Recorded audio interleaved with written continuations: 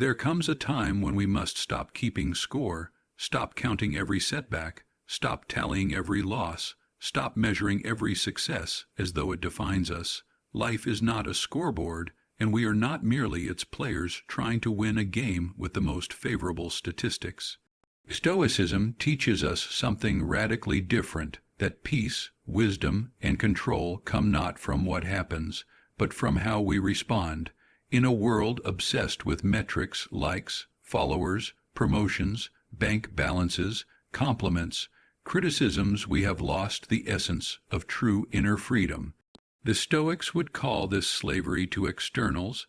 Epictetus, a former slave who rose to become one of the greatest philosophers of his time, taught that we should distinguish clearly between what is in our control and what is not. Everything outside of our own reasoned choice, our judgments, actions, and attitudes, is not truly ours. When we spend our lives counting every little thing that happens to us, we unknowingly bind ourselves to a world we cannot control.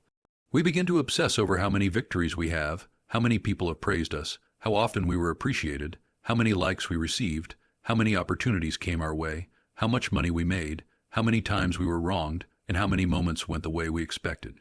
We become record keepers of our experiences, as if there is some final tally that will determine our worth. But this habit is the very thing that robs us of inner peace. Stoicism, the philosophy of strength, resilience, and wisdom, invites us to stop counting what happens in our lives and to begin mastering how we respond to life itself. From the moment we wake up, our mind starts measuring. We think about how much time we have, how many tasks we need to do, and whether we're ahead or behind in comparison to others. This tendency is deeply rooted in our desire for control, but ironically, it often creates anxiety, stress, and dissatisfaction. The Stoics understood that peace comes not from grasping at control over the uncontrollable, but from refining what is fully within our power, our thoughts, our choices, our judgments. When you fixate on counting outcomes, you're placing your happiness on things that were never truly yours to begin with. You do not control how others perceive you, how the world reacts, or how events unfold. You only control how you meet them. Epictetus taught that there is a fundamental divide in life, the things that are up to us and the things that are not. Our opinions, our impulses, our desires, and our aversions, those are within our command. Everything else, wealth, reputation, health, external events, are not in our hands. To live well, then, is not to manage what happens, but to manage our attitude toward what happens. When we spend our days counting wins and losses, we make ourselves dependent on chance. If things go well, we feel inflated. If they go poorly, we feel defeated. In either case, we surrender our peace to fortune. The wise person does not do this. Marcus Aurelius, an emperor who ruled over a vast and complex empire, faced challenges far greater than most of us will ever know. Yet in his personal reflections, he did not write as a ruler counting his achievements. He wrote as a man striving to remain grounded amidst chaos. He reminded himself that the universe owes him nothing, that each day is a gift to practice virtue, and that his peace lies in aligning with nature, not in resisting it. He didn't ask, "Did I win today?" but "Did I act justly, bravely, and wisely?" That is the Stoic mindset. It's not about what you have gained or lost, but about who you are becoming through it. All the obsession with measurement is a modern disease. We track our fitness, our followers, our steps, our income, our influence, and our productivity. But no app tracks patience. No metric counts how many times we forgave someone, how often we showed compassion, how deeply we listened, or how quietly we endured something painful without complaint. Yet these are the true indicators of a virtuous life. They cannot be captured in numbers, but they are etched into our character. A Stoic does not need validation from the outside world because his validation comes from a deep inner alignment with truth. Comparison is one of the fruits of counting. The moment we begin to measure our life, we inevitably begin to compare it to someone else's, and that comparison becomes a trap. Someone will always be richer, smarter, better, looking, more talented, or more admired. The Stoics knew this. Seneca said that no man is truly free who is a slave to the opinions of others. When we compare, we are no longer living our own life. We are trying to compete in a race that does not belong to us. And in doing so, we lose the quiet joy of simply being present. To stop counting what happens is to let go of the false idea that happiness lies in accumulation. We think that if we can just gather enough experiences, enough wealth, enough praise, we will finally be fulfilled. But Stoicism teaches that fulfillment comes from subtraction, not addition. Subtract the desire for approval, subtract the need for more, subtract the habit of labeling every event as good or bad. What remains is a calm soul, unburdened by the fluctuations of fate. A soul that sees life as a training ground for virtue, not a scoreboard of achievements. This doesn't mean we become passive or indifferent. On the contrary, a Stoic is fully engaged in life, but he engages from a place of principle, not outcome. He does what is right because it is right, not because it will lead to reward. He endures hardship not because he enjoys pain, but because he knows that growth lies on the other side. He embraces challenges not to prove anything to others, but to strengthen his own spirit. Life, for the Stoic, is not a series of wins and losses. It is a continuous opportunity to live with wisdom, courage, justice, and self-control. There is a deeper kind of joy that comes when we are no longer fixated on how life treats us, but on how we treat life. That joy is not loud or flashy. It's not found in public recognition. It's the quiet contentment of a person who knows they have acted with integrity, regardless of the results. That kind of person doesn't need to keep score, because their value is not dependent on external events. Their value is rooted in their character, which no one can take away. When a Stoic loses something, a job, a friend, a possession, he reminds himself that it was never truly his. Everything is on loan from the universe. We are stewards, not owners. This perspective allows us to move through life with gratitude and humility. We can appreciate what we have without clinging to it. We can let go without bitterness. We can face uncertainty without fear. Because the one thing that cannot be taken from us is our ability to choose how we respond, and that, according to the Stoics, is the essence of freedom. To stop counting is to step into that freedom. It is to stop asking, "Why did this happen to me?" and to start asking, "How can I use this?" Every event becomes raw material for growth. Every difficulty becomes a training ground for resilience. Every insult becomes a chance to practice forgiveness. Every delay becomes an opportunity to strengthen patience. In this way, life stops being something that happens to us and becomes something we shape through our inner discipline. Most people live as if they are owed a certain kind of life. And when life doesn't deliver, they become angry, resentful, or bitter. The Stoic lives with the understanding that life owes him nothing. He is not surprised by hardship. He does not demand that things go his way. He prepares his mind to meet reality, not fantasy. He does not need to count what happens, because his peace does not depend on outcomes. It depends on living in harmony with nature and with reason. That is the true path to strength, clarity, and serenity. When we live as though life is a ledger, we reduce the complexity of human experience to a scorecard of wins and losses. We begin to ask ourselves daily whether we're ahead or behind, successful or failing, fulfilled or lacking. This way of thinking, while common, traps us in a cycle of self-judgment and dependency on external events. We count compliments and criticisms, opportunities and missed chances, gains and losses, applause and rejection. We become addicted to the scoreboard, constantly watching it, hoping it will validate our worth. Yet the Stoics invite us to look elsewhere, not to what happens, but to how we live in response to what happens. Epictetus taught that external events are not the source of our disturbance. Our judgments about them are. When we say, "This is unfair," or this shouldn't have happened, or I deserve more.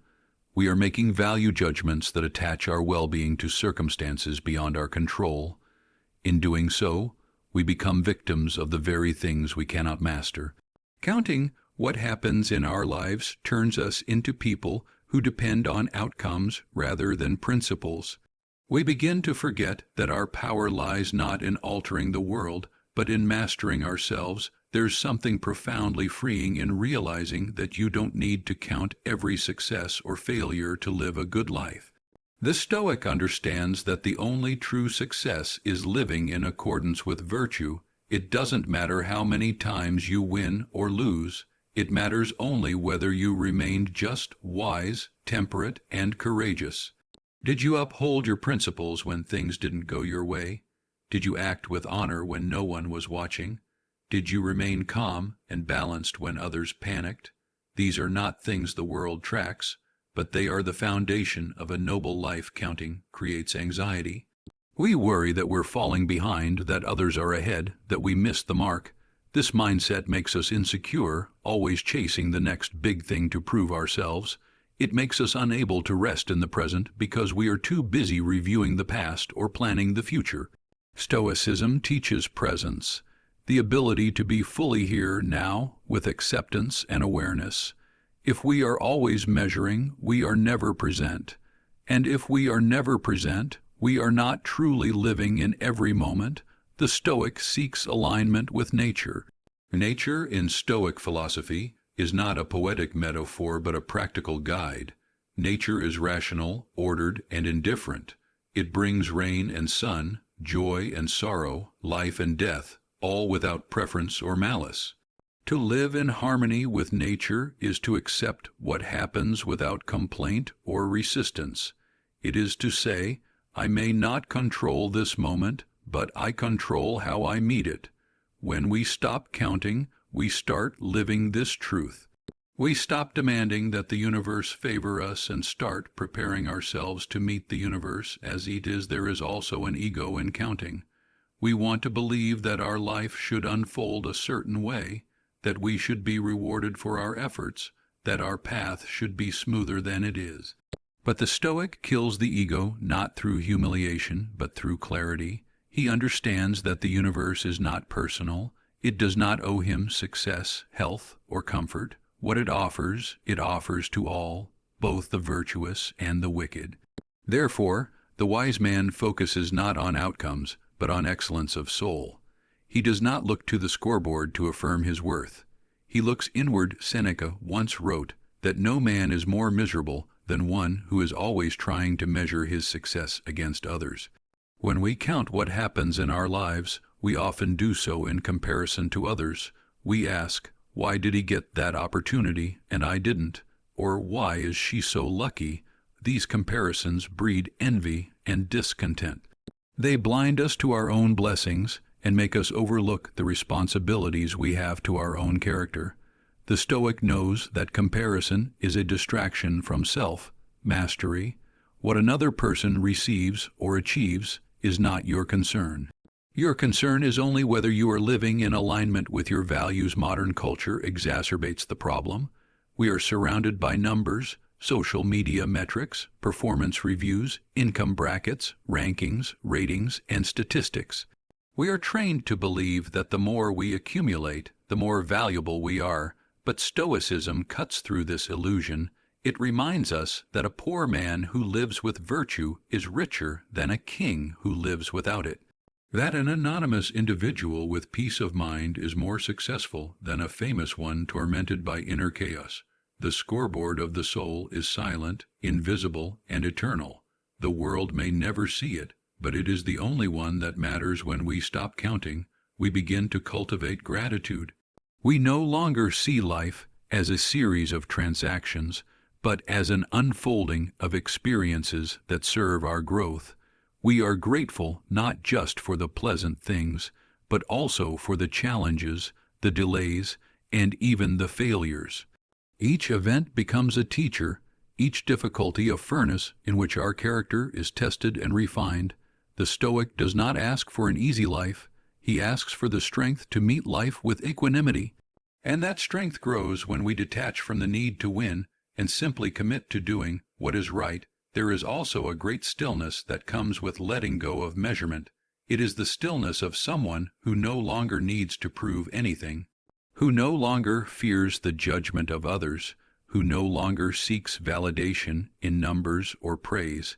This person has moved beyond the surface of life and has found the quiet depth that Stoicism points to. It is the stillness of the oak tree in a storm. It may sway, it may bend, but it does not break, and it does not complain.